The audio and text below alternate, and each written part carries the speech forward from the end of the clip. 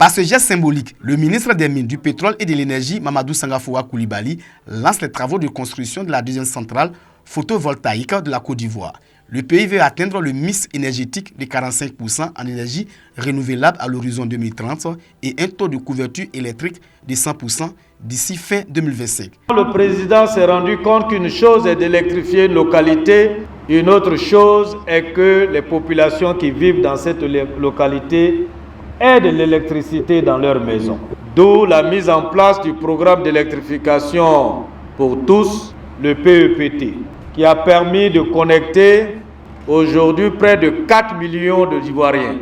Ce projet ambitieux qui incarne la vision du chef de l'État est réalisé par un privé à plus de 41 milliards de francs CFA. Dès la fin de l'année 2025, cette centrale photovoltaïque de dernière génération et d'une capacité de 50 MW crête produira chaque année près de 90 gigawattheures d'énergie propre, permettant ainsi d'alimenter plus de 370 000 foyers dans cette belle région du Tchologo. Les populations de la région du Tchologo saluent la réalisation de ce projet novateur. Pour 2025, plusieurs centrales photovoltaïques seront construites dans le pays, a annoncé Mamadou Sangafoua Coulibaly. Il y a une autre centrale à Bondou pour laquelle nous allons poser la première pierre avant la fin de ce mois.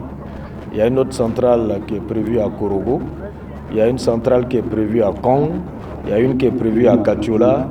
Il y a une qui est prévue à Soubré.